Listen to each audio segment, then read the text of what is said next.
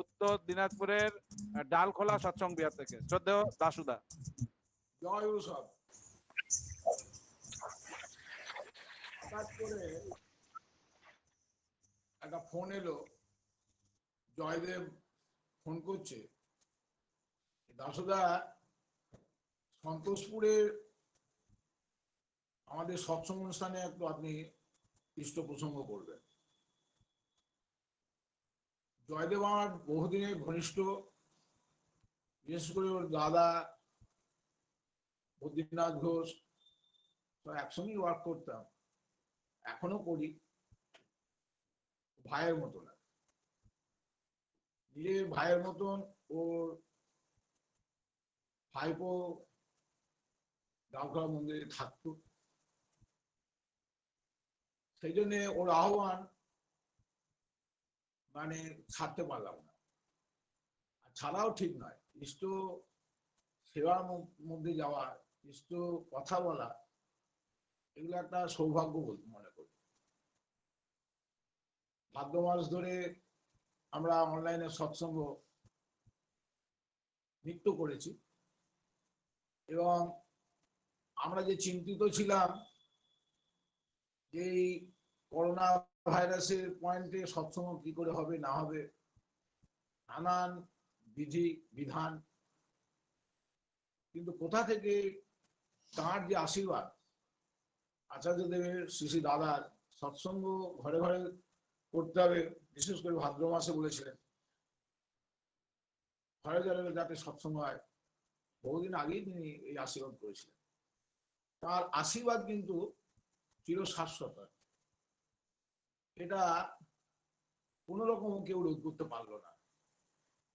কোথা দিয়ে একটা অনলাইন প্রসেস সৃষ্টি হয়ে গেল, ঘরে বসেই আমরা দুনিয়া ব্যাপী একটা সৎসঙ্গ অনুষ্ঠান করে চলেছি, এটা তার চরম আশীর্বাদ। এমনি বলছে বৃদ্ধ বয়সে ঘরের বাইরে যাবেন না, তো বৃদ্ধরা ঘরের বাইরে যাবে না, মানুষ সঙ্গ করবে না, তো কি ঘরে বসে কি করবে? আমাদের তো সহজ উপায় আছে, ইষ্ট নাম করবো, ঠাকুরের গুণকীর্তন করবো, কিন্তু এই সুযোগ তিনি আরো আরো বাড়িয়ে দিলেন এই অনলাইন সৎসঙ্গের মাধ্যমে। কিছু কখন না দেখে দাদাটি কত সুন্দর ঠাকুরের কথা বললেন, খুব ভালো লাগলো, কীর্তনও খুব সুন্দর হলো। বিশেষ করে ওই দাদা হুগলি জেলার, তিনি ওইভাবে কীর্তন করলেন সহজভাবে, যদিও তিনি সাঁওতালি ভাষায় গান করলেন, কিন্তু বুঝতে কারো অসুবিধা হয়নি, ভাবেই একটা প্রকাশ। তো কিছুক্ষণ আগে যিনি কীর্তন করলেন, ওটা আমার প্রিয় গান, শুনে খুব ভালো লাগে। সবাই কিন্তু আমরা যে যেখানেই থাকি মনে প্রাণে ঠাকুরকে নিয়ে চলার আমরা চেষ্টা করছি, আর এইটাই হওয়া উচিত। ঠাকুর বলছেন দীক্ষা নিয়ে ভাবছ মনে সবই হলো, তা তো নয়, কিন্তু তা তো নয় নিষ্ঠা সহ যদি না পালন, নিষ্ঠা নিয়ে পালন করাই হচ্ছে বিধি। আমরা মহাভাগ্যবান, সেই সুযোগ আমরা পেয়েছি। যার এই অনুষ্ঠানে আমি একটা ঠাকুরের আশীর্বাণী পাঠ করে শোনাচ্ছি। ঠাকুর বলছেন, আমার একান্ত যিনি পরম পিতা পরমেশ্বর যিনি, তাঁর চরণে একান্ত নিবেদন আমার, তোমরা প্রত্যেকে তোমাদের পরিবার পরিবেশ সহ সুখে সুদীর্ঘজীবী হয়ে বেঁচে থাকো। বোধ বিবেক কর্ম তৎপরতার বোধি কুশল প্রস্তুতি ও নিয়ন্ত্রণে বিপদ আপদ দুঃখ কষ্ট তোমাদের সহজেই সুনিয়ন্ত্রিত ও নিরস্ত হয়ে উঠুক। তোমরা তোমাদের পারিপার্শ্বিকের প্রতি প্রত্যেকেরই আশ্রয় হয়ে ওঠো। তোমাদের সান্নিধ্য ও সক্রিয় সেবায় সকলেই যোগ্যতায় উদ্বোধিত হয়ে শান্তি স্বস্তি ও জীবনে উচ্ছল হয়ে উঠুক। তোমরা ইষ্টানুগ চলনে সুখী হও, শান্তি পাও, তৃপ্তি পাও, এই আমার প্রার্থনা। ঠাকুরের ইচ্ছা কেমন দেখে, তিনি কেমন আশীর্বাদ করছেন আমাদের। এই আশীর্বাদ মানে হচ্ছে অনুশাসনবাদ। এই আশীর্বাদ তাকে খুশি করার জন্য আমাদের তার অনুশাসন পালন করে চলতে হবে। যত আমরা নিখুঁতভাবে চলবো তিনি খুশি হবেন, আনন্দিত হবেন এবং আমরা তত বৃদ্ধির দিকে যেতে পারবো। ধর্ম বলতে বিইং অ্যান্ড বিকামিং, বাঁচো এবং বাড়ো। Upholding urge of our existence is ধর্ম। তাহলে বাঁচা এবং বাড়া মূলে কিন্তু আদর্শ কেন্দ্রিক চলন। আদর্শ কেন্দ্রিক চলন ছাড়া মানুষের বৃদ্ধি হয় না। টাকা পয়সা উপায় করলাম, ঘর বাড়ি করলাম, এটা কিন্তু বৃদ্ধি না। কারণ কখন কি অবস্থায় মানুষ পড়ে যাবে কিছু বোঝা যাচ্ছে না। আজকে দেখুন না, মানুষের কেরামতি শেষ, কেরামতি শেষ।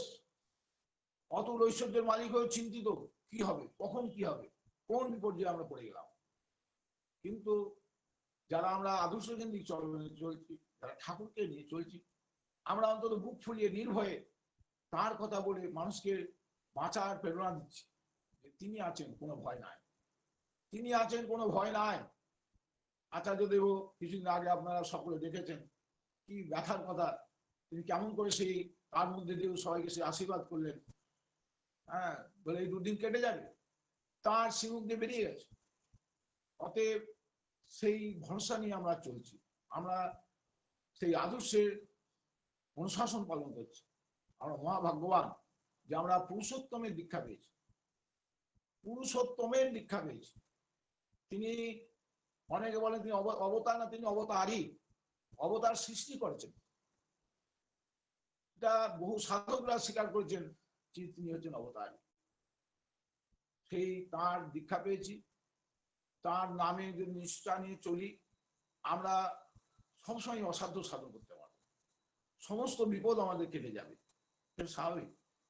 আমি এই জয়দেবকে জানি, ওর বাড়িতে আমি কয়েকবারই গেছি। ওর দোকান ছিল, আলুর ব্যবসা করত। আমার মনে হয় গৌতম দার সঙ্গে মনে হয় আমি কয়েকবারই গেছি। সদ্য গৌতম দা আপনারা সবাই চেনেন। কোনো প্রশ্ন থাকতো না, ইষ্ট কাজে দেখতাম যোগান দিত।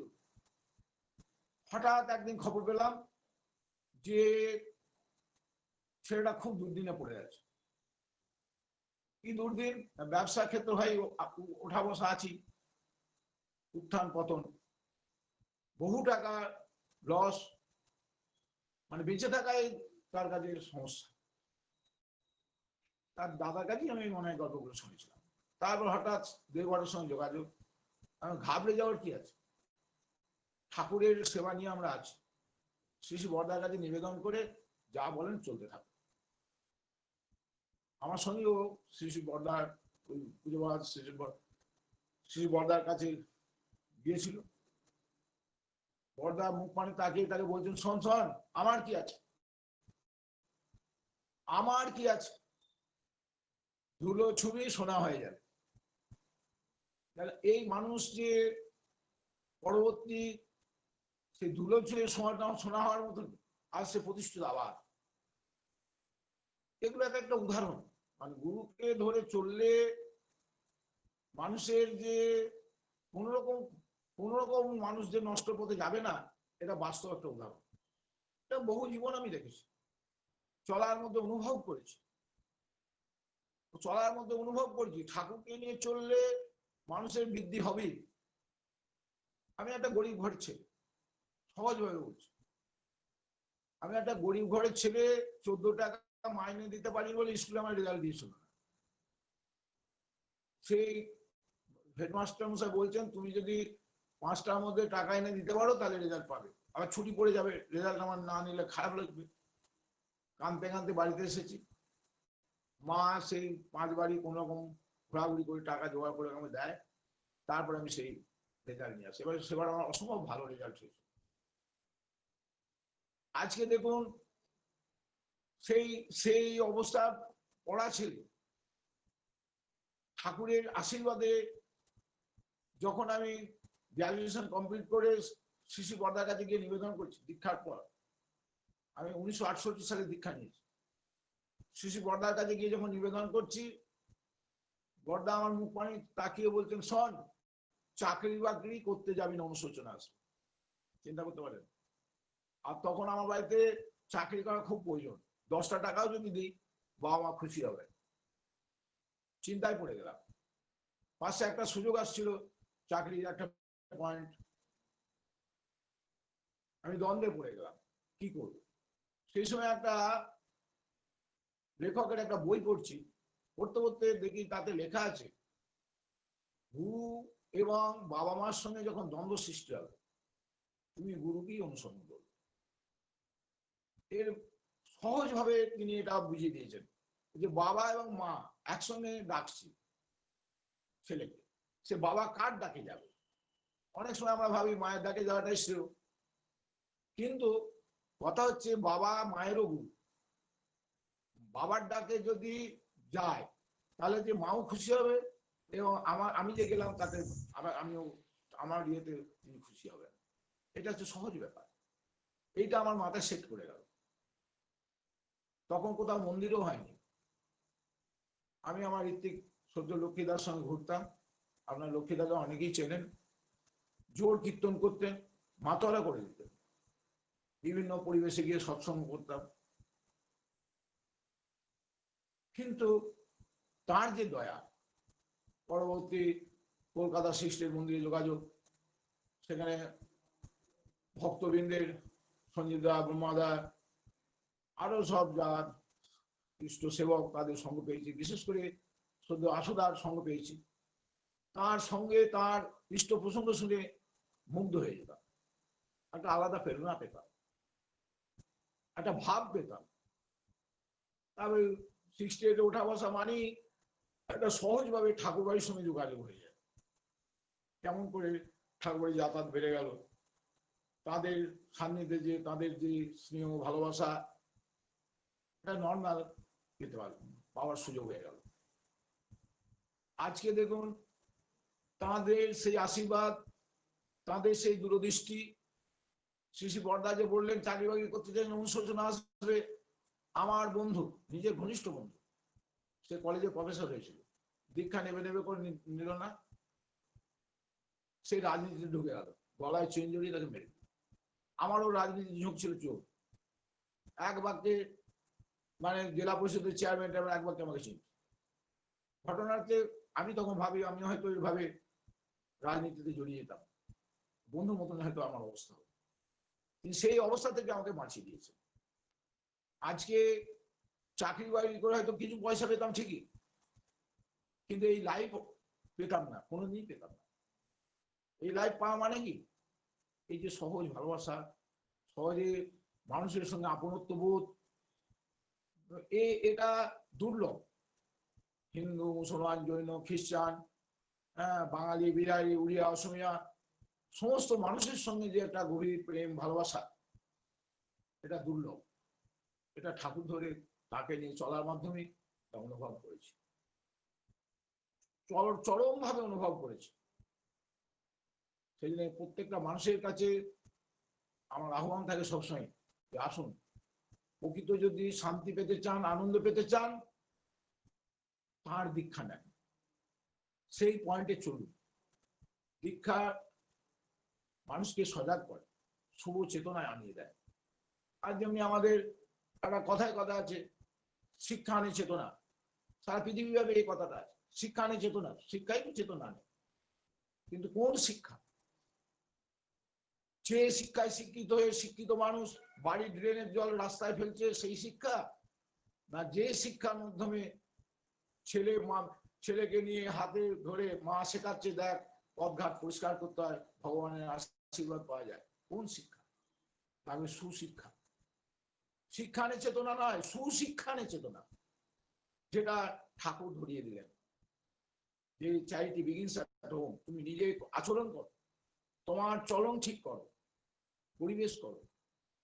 আজকে আমরা যারা ঠাকুরের দীক্ষিত হয়েছি, তাতে হচ্ছে কি আমাদের চলনে দেখবেন অনেক পিউরিফিকেশন এসেছে।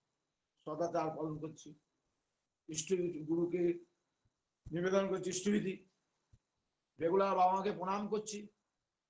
এই যে সুশিক্ষা, হঠাৎ কোনো একটা সমস্যা হলে পরস্পর গুরু ভাইয়ের পাশে দাঁড়াচ্ছি, এ হচ্ছে সুশিক্ষা। এখানে একটা পলিটিক্যাল নেতা এসেছিল, নাম করা লোক, ভোটের সময় ভোটের ব্যাপার নিয়ে এসেছিল যে ভোট দেন। তখন তাকে আমি একটা ঠাকুরের বাণী বললাম, এটা আপনি একটু পড়ুন।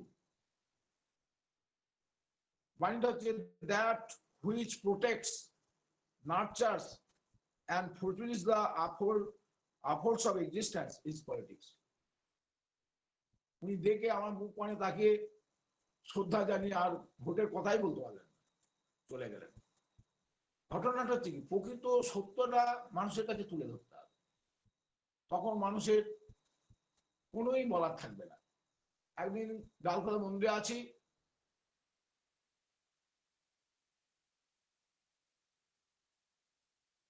একজন হাইলি কোয়ালিফাইড ম্যান বেড়াতে এসে, দেখে ভালো লাগছে, তুমি বহু কথা বলছো। তখন প্রসঙ্গক্রমে তাকে ঠাকুরের দীক্ষা নেওয়ার কথা আলোচনা করলাম। তখন পরে পরে পরে এটা আমার মানুষ স্বাভাবিক বলে। আমি তখন বলুন, দেখুন আপনি নিজেই বলছেন ভালো, আপনি বলছেন পরে পরে, তাহলে পরিবেশ কি করে তৈরি করবে? আপনার ছেলেকে মানুষ করতে গেলে আপনার পরিবেশটা ঠিক করতে হবে তো।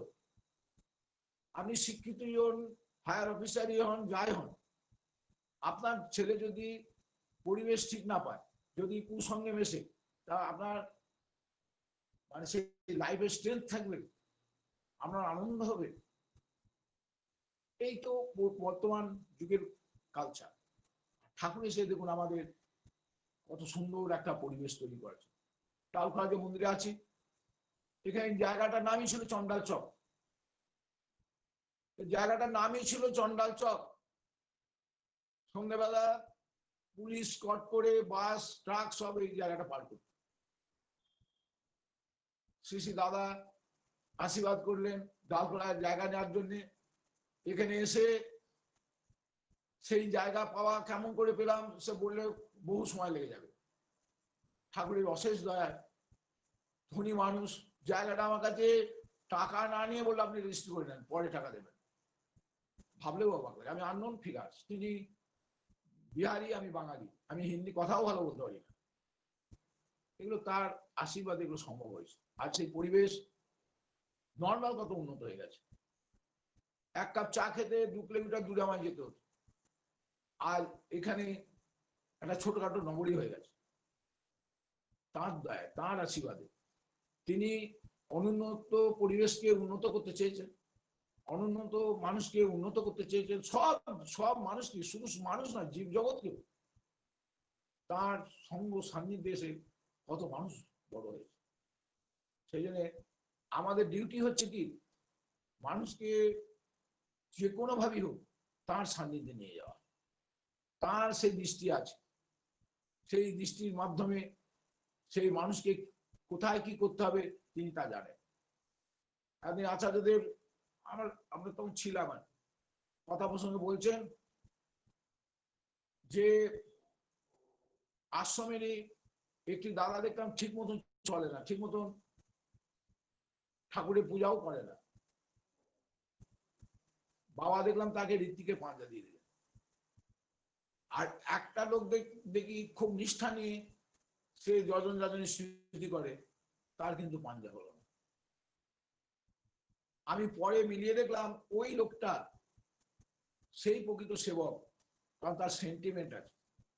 ঠাকুর বাড়ির কোনো অবস্থা হলে সে রুখে দাঁড়ায়। সে বাবা যখন যা বলেন বে পড়া ছোট, তার এই সেন্টিমেন্ট মেন হচ্ছে। আমার সেন্টিমেন্ট লাগে গুরুর প্রতিষ্ঠার জন্য, গুরুর সেবার জন্য আমি বেপরোয়া হব। এই মানসিকতা যদি থাকে তাহলে মানুষের আর কোনো ভয় নাই, সে বড় হবে। সেই জন্য মানুষকে ধরে ধরে দীক্ষা দিলেই শুধু হবে না, তার সঙ্গ করাতে হবে, আচার্য সান্নিধ্যে নিয়ে যেতে হবে। শ্রী শ্রী বরদার সঙ্গ যারা করেছেন তারা নর্মাল ফিল করেছেন। সবাই তো আর ঠাকুরের দর্শন হয়নি, কিন্তু তার সঙ্গ করার মাঝেই সবাই অনুভব করেছেন যে ঠাকুরের সঙ্গ করছে। কারণ তিনি এতভাবে ঠাকুরের সেবা করেছেন প্রশ্ন শূন্য হয়ে, তার মধ্যে তিনি মুক্ত। যেমন স্থির জলে সূর্যকে যেমন সুন্দর দেখা যায়, সেই রকম তিনি আয়না স্বরূপ, তার মধ্যেই ঠাকুর মুক্ত। সেই জন্য তাঁর সঙ্গ করে, তাঁর সান্নিধ্যে গিয়ে মানুষ তাকে অনুভব করেছে। আমি নিজে শুনেছি, শ্রী শ্রী বরদা বলছেন যে উৎসব অনুষ্ঠানে দলে দলে মানুষ আসে, প্রণাম করে চলে যায়। আমার সঙ্গে তাদের ইন্টিমেসি হয় না। ইন্টিমেসি হলে কি হয়, তাদের তিনি ব্যবহার করতে পারেন। সেই জন্য তার সঙ্গ করতে হবে, তার সান্নিধ্যে যেতে হবে, তার ভাবে ভাবিত হতে হবে, তখন তিনি তাকে দিয়ে ব্যবহার করতে পারবেন তাকে কি করা যায়। সঞ্জীব দাকেই বলেছিলেন যে তোদের যদি আমি আগে পেতাম আরো অনেক অনেক কাজ করাতে পারতাম, অনেক অনেক কাজ করাতে পারতাম, কারণ আমার সেই দৃষ্টি নাই তো। আমি এমনও জানি একটি ছেলে বাবা মার একদম অবাধ্য ছিল, লুকিয়ে লুকিয়ে পালিয়ে যেত। বাবা মার কি ক্ষোভ ব্যথা, একটাই ছেলে, কোনো বই তার চেঞ্জ করানো যায় না। সেটা কিছুদিন ডালখোলাতেও ছিল, কারণ আমাদের সেই দূরদৃষ্টি নাই তো। সেই ছেলে যখন পূজ্যপাদ বাবাদের সান্নিধ্যে গেলেন, আজ সে প্রতিষ্ঠিত একজন প্রকৃত ইষ্ট সেবক হয়ে উঠেছে। ভাবা যায় না, ভাবা যায় না। আমি নিজে জানি, চরম মাতাল, মদ খেয়ে পড়ে আছে, তার ভাগনা ধরে নিয়ে এসে ঘরের মধ্যে আমার ঋত্বিক দা বসে আছেন, যে ঋত্বিক দা আমার এই মামাকে একটু উদ্ধার করে দেন। উদ্ধার করা মানে কি, দীক্ষিত করবে। সে জানে দীক্ষা নিলে মানুষের চেতনা আসবে, ঘরে বসা যায় না, দুর্গন্ধ। তার মধ্যে আমার ঋত্বিক দা তাকে দীক্ষা দিলেন। সেই মানুষ মানে প্রতিষ্ঠিত ঘরের লোক, কোনো কারণে সঙ্গ দোষে মাতাল হয়ে গেছে। সেই মানুষ দেখলাম সঙ্গে সঙ্গে মদ ছেড়ে দিল, স্বস্তি নিল, ঠাকুরের ঋত্বিক পর্যন্ত হয়েছিলেন। এবং যে জায়গায় থাকতেন, কিছুদিন হলো তিনি মারা গেছেন, সেই জায়গায় বিরাট মন্দির হয়েছে। এবং তার যত আত্মীয় স্বজন ম্যাক্সিমাম মানুষ তিনি দীক্ষিত করেছেন, এবং তাদের মধ্যেও কিছু ঋত্বিক হয়েছে। এবার তাদের দৃষ্টিটা কোথায়? তার সান্নিধ্যে গেলে, ইষ্ট সান্নিধ্যে গেলে মানুষের বিকাশ ঘটে। সেই জন্য এ নিয়েও মানুষকে দীক্ষিত করার দরকার। অনেকে অনেক রকম সমালোচনা করে, জোর করে দীক্ষা দেন, অমুক তমুক। জোর করে যেটা শুভ জিনিস, যেটা আমি নিখুঁত ভাবে জানি, সেই জিনিস যদি জোর করেও মানুষকে কাছে তুলে ধরি, সেটা অপরাধ কোথায়? এই যে পোলিও ইঞ্জেকশন জোর করেই এক সময় সব দিতে হয়েছে, আজকে দেখুন ভারতবর্ষ পোলিও মুক্ত। যেটা শুভ জিনিস, সেটা মঙ্গলের জিনিস, সেটা জোর করেই করতে। এই যে করোনা ভাইরাস, মানুষ মৃত্যুমুখে নিত্য পতিত হচ্ছে, কিন্তু কিছু বিধিবিধান জোর করেই পালন করানো হচ্ছে। কে চায় বলে লকডাউন হয়ে ব্যবসা বন্ধ করে লাখ লাখ টাকার মানুষের লোকসান, কিন্তু বৃহত্তর স্বার্থে এই ক্ষুদ্র স্বার্থ তাদের ত্যাগ করতেই হবে, উপায় নাই। মানে জীবন বৃদ্ধি হচ্ছে জীবনের ধর্ম। আমি যদি মরে যাই তাহলে এই সম্পদ কি হবে? সেই জন্য বৈজ্ঞানিকরা যেটা জানছেন সত্য বলে সেটা তুলে ধরছেন, আমরা পালন করছি। কিন্তু এর ঊর্ধ্বেও একটা দৃষ্টি আছে, সেটা হচ্ছে ইষ্ট দৃষ্টি, গুরুর দৃষ্টি। মূলে হচ্ছে সেই রাম ধ্যান, তপস্যা। আলোচনা প্রসঙ্গে যারা পড়েছেন দেখবেন ঠাকুর একজা বলছেন যে পৃথিবীতে এমন কোনো ব্যাধি নাই নামে সারে না, এমন কোনো ব্যাধি নাই নামে সারে না। সেই জন্য নাম ধ্যানের উপর আমাদের মানে জোর দেওয়া দরকার। এটা পূজ্যপাদ বাবাদা বলছেন যে বেপরা ভাবে স্পিডে সব নাম করুক, কারণ এই গতি, এই নামের গতি যত বাধা আসুক তাকে অতিক্রম করে বেরিয়ে যাবে। জন্মালে মৃত্যু হবে, এটা তো ন্যাচারাল ট্রুথ, এর হবেই। তাহলে অকালে নিজে মরে যাব বা মৃত্যু ভয়ে পড়ে থাকবো, এটা তো আমাদের হওয়া উচিত না। আমরা তার সেবক, আমরা ইষ্ট সৈনিক। যুদ্ধক্ষেত্রে প্রাণের ভয় করে পালিয়ে যাব, এতে তো সৈনিকের মানে দৃষ্টিভঙ্গি হওয়া উচিত না তো। সেই জন্য আমাদের সবসময় সেই দৃষ্টি রাখতে হবে যে তিনি যেটা বলেছেন সেইটা পরিপূরণ করব, সেইভাবে ভাবিতে হব, সেই চলনে চলবো। আজকে আপনি আমি কতটুকু ঠাকুরের যাজন করি, কিন্তু তিনি পরম পূজ্য শ্রী বড়দা যেখানে জায়গা দেখেছেন সেই সব জায়গায় নিজে ঘুরেছেন এবং সেসব জায়গা কেন্দ্র মন্দির সব গড়ে তুলে আশীর্বাদ করেছেন। আমার প্রেসিডেন্সি তিনি বলেছিলেন যে আমার ইচ্ছা করে আমি জীবদ্দশায় 108টা সৎসঙ্গ বিহার দেখে যেতে চাই। আচার্যদেব শ্রী শ্রী দাদা তার পিতার সেই ইচ্ছা পরিপূরণে বেপরার চেষ্টা নিয়ে বিভিন্ন মানুষকে সেই প্রেরণা দিয়ে আশীর্বাদ করে সর্বত্র সৎসঙ্গ বিহার তিনি তৈরি করেছেন এবং 108 টাকা তার বহু বেশি সৎসঙ্গ বিহার কেন্দ্র মন্দির গড়ে উঠেছে। আজকে এই সৎসঙ্গ বিহার কেন্দ্র মন্দিরই যাজন করছে। কেউ কেউ দাসু ঘোষ ঠাকুরের কথা বলুক আর না বলুক, সৎসঙ্গ বিহার গড়ে উঠেছে। মানুষ আসে, তাকিয়ে তাকিয়ে দেখে, ঠাকুরের প্রসঙ্গ পায়, হ্যাঁ, প্রেরণা পায়, আনন্দ পায়। আমি ডালপাড়া মন্দিরেই দেখেছি একজন অসুস্থ ছেলে এলো, এসে মন্দিরে থাকবে, এমন থাকবে অসুস্থ। তখন ভাবলাম যে অসুস্থ মানুষ এসেছে থাকবে বলছে থাক, আমি দেখ তুই মন্দিরের এইগুলো মোছামুছি করবি। অবাক ব্যাপার, এই ঠাকুরের মন্দির মুছতে গিয়ে সে ভালো হয়ে গেল। এটা চোখে দেখেছি, চোখে দেখেছি। সব সমস্যার সমাধান জানিস ইষ্ট প্রতিষ্ঠান, ইষ্ট প্রতিষ্ঠানের সমস্ত সমস্যার সমাধান হয়, এগুলো আপনাকে বিশ্বাস করতে হবে। সকালে প্রার্থনা করে উঠে ঘর থেকে বেরিয়ে দেখি স্বামী স্ত্রী দুজন বসে আছে গেটের কাছে, একটা ঘরের বারান্দায়। হঠাৎ কাছে গিয়ে জানলাম তারা এসেছেন শিলিগুড়ি থেকে। কে বলেছে যে ওখানে যান, আপনার তার সমস্যা হচ্ছে 4 মেয়ে, বিয়ে থাকা দিতে পারছেন। 4 মেয়ে 1 ছেলে। মেয়ের বড় মেয়ের বয়স 28-29, চিন্তায় পড়ে আছে। যে ওখানে যান, দাসদা বহু মানুষের সঙ্গে পরিচিতি আছে, যোগাযোগ হতে পারে। কাতর ভাবে আমাকে বলছেন।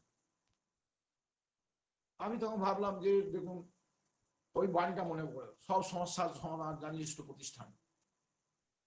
আমি দেখুন ঠাকুরের প্রতিষ্ঠানে এসেছেন, সমস্যার সমাধানও আছে, এটা আমি মনে করি। তখন মন্দিরে একটা কাজ চলছিল। আপনি আগে ঠাকুরের কাজের পয়েন্টে আমাকে একটু এগিয়ে দেন। কি বুঝলেন না বুঝলেন, ঠাকুর প্রণাম করে রাজি হয়ে গিয়ে সেই কাজটি তিনি করে দেওয়ার প্রতিশ্রুতি করলেন।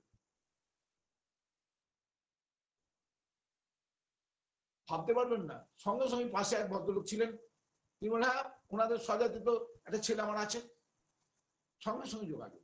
এই যে ঠাকুরের বাণী যে অভ্রান্ত, এটা নিজে চোখে দেখেছি। যেটা চোখে দেখেছি সেটা আপনাদের বলবো না, বাস্তবে অনুভব করেছি, বাস্তবে অনুভব করেছি। আমার বাড়িতে, মানে হুগলি আমার বাড়ি, একটা গ্রামে বাড়ি আমার। সেখানে দীক্ষা নেওয়ার পর নিত্য ঠাকুরের মন্দিরে আমাদের বাড়িতে উঠতে। হ্যালো, শেষ করে দেবো। ঘটনা হচ্ছে সেই অবস্থায় আমাকে বললেন যে আমি এসেছি একটা বাড়িতে সৎসঙ্গ করবো, একটা হারমোনিয়াম জোগাড় করো। সে হারমোনিয়াম জোগাড় করতে গিয়ে আমার ভাইকে বললাম, আমাদের গ্রামে একটা হারমোনিয়াম ছিল, ভাই হারমোনিয়াম নিয়ে এলো, তখন 13-14 বছর বয়স। কিন্তু ভদ্রলোক হারমোনিয়াম দিয়েছে, কিন্তু বলেছেন দেখ তুই গান জানিস না, হারমোনিয়াম নিতে আসিস কেন? ভাই এসে আক্ষেপ করছে, বলে বাবা ওই বাড়িতে, দাদা ওই বাড়িতে আর হারমোনিয়াম আনতে পাঠাবে না। আমি কি হলো রে, না এই ঘটনা। তো আমি মনে মনে সংকল্প করেছি যে ওকে দেখিয়ে দেবো গান কাকে বলে। আজকে সেই সৎসঙ্গের মাধ্যমে, ইষ্ট প্রসঙ্গের মাধ্যমে সেই ভাই আমার একটা বড় গায়ক, এবং সেই গানই হচ্ছে তার সোর্স অফ ইনকাম। ঠাকুরের সেবার মাধ্যমে সে চলে, গাজকের পাঞ্জাও আছে। তাহলে ঠাকুর মানুষকে কিভাবে কেমন করে বড় করে তোলেন, এটা চলার মাধ্যমে আমি অনুভব করেছি। সেই জন্য সেই সব মানুষের সঙ্গ করা আমার দরকার, যারা আমাদের ঠাকুরের কাছে নিয়ে যাবে, তার সেবার পয়েন্টে নিয়ে যাবে, তখনই প্রকৃত আমরা তার স্বাদ পাবো। সেইভাবে আমাদের ভাবিতে হবে। আমরা অনেক সময় কি মানুষ দেখবেন আমাদের কক্ষিগত করে রাখতে চায়, আমার হয়ে থাকুক, আমার হয়ে থাকার মধ্যে দিয়ে টেস্ট নাই, তার হয়ে থাকলে তখন টেস্ট পাবো, তাকে আমি অনুগ্রহ করবো, সেও বড় হবে। সেই ঠাকুর দেখবেন উপাসনা শেষে দেয়া আছে, দেখবেন ঋত্বিক, প্রতিঋত্বিক, অধ্যর্য বা যে কেউই হোক না কেন, বাক ও বাস্তব কর্মে যাহারা ইষ্টস্বার্থ ইষ্ট প্রতিষ্ঠাপন্ন নয়, তাদিগকে কোনো মতেই তোমার দৈনন্দিন জীবনের উৎকর্ষ নিয়ম করিয়া রাখিও না, বা তাহাদের ভরণ পোষণ তৎপর হইয়া তাহাদিগেতে আত্মনিয়োগশীল থাকিও না। ইহার ব্যত্যয়ে তোমার জীবন কোন দুর্গম রন্ধে চালিত হইয়া বিধ্বস্তি চর্মে নিঃশেষ হইতে পারে, তার ঠিকানা করা অদূরহ। এই দৃষ্টি আমাদের লক্ষ্য রাখতে হবে। আমরা তার হব, তার সেবক হব, মাঝে আর কোনো দৃষ্টি থাকবে না। তস্মিন তুষ্টে জগৎ তুষ্ট, এই ভাব নিয়ে যদি চলি, আমিও প্রকৃত সুস্থভাবে জীবনযাপন করতে পারবো এবং আমার পরিবেশের মানুষও ঠাকুরমুখী হয়ে সবসময় আমার পাশে দাঁড়িয়ে থাকবে, এইটা আমি অনুভব করি। যারা সন্তোষপুরের, সন্তোষ মানি হচ্ছে আনন্দ, সন্তোষপুর মানি হচ্ছে আনন্দের জায়গা। এখানে যারা আছেন তারা প্রকৃত ঠাকুরের সেবা করুক, এইটাই আমার চাওয়া। এখানে একজন ভক্ত দাদা ছিলেন, সবাই তাকে মেজদা বলে জানতো, শিবুদা। তিনি বলেন, দেখো দাসু, আমি লেখাপড়া জানি না, কিন্তু ইংরেজিতে কথা বলি, ঠাকুরের সেবা নিয়ে থাকি, সেই সব যোগ ঘটে। তার সঙ্গ করে অনুভব করেছি, তাকে নিয়ে চললে পৃথিবীতে অসাধ্য সাধন নর্মাল হয়, এটা বাস্তবে অনুভব করেছি। আর যারা চলছেন তারাও এগুলো বাস্তবভাবে অনুভব করছেন, সবাই প্রত্যক্ষ করছেন। সবার মঙ্গল প্রার্থনা করে আমি আমার বক্তব্য শেষ করলাম। জয় গুরু। জয়গুরু। জয় গুরু। আমাদের সাথে এতক্ষণ ছিলেন পরম শ্রদ্ধেয় দাসুদেব ঘোষদা, ডালখোলা সৎসঙ্গ বিহার থেকে। ডালখোলা সৎসঙ্গ বিহার NH-35 একদম গায়েই, খুব বড় মন্দির, খুব সুন্দর মন্দির, এবং দাসুদা ওখানে বহুদিন ধরেই আছেন। দাসুদা অ্যাকচুয়ালি 68 থেকেই উঠেছিলেন এবং বহুদিন ধরে ওই মন্দিরে আছেন। ওখানে অনেক কাজকর্ম হয়েছে। আমরা পরমপিতার কাছে প্রার্থনা করি, দাসুদা আজকের আমাদের সঙ্গে এতক্ষণ থেকে যে সমস্ত ইষ্টানুক চলনের কথা বললেন, একেবারে বাস্তব কথা। জীবন চলনার ক্ষেত্রে এই কথাগুলো প্রত্যেকটা মানুষের ভীষণ প্রয়োজনীয়, একদম জীবনবাদের কথাই বলা যায়। আমরা সবাই প্রবুদ্ধ হলাম। আমরা প্রিয় পরমের কাছে প্রার্থনা করি তিনি আরো বহুদিন আমাদের সঙ্গে থেকে আমাদের সবাইকে এমনি করে প্রিয় পরমের করে তুলুন। আপনি ভালো থাকুন, আপনি সুস্থ থাকুন, অনেক অনেক প্রণাম গ্রহণ করুন। জয় গুরু। জয় গুরু।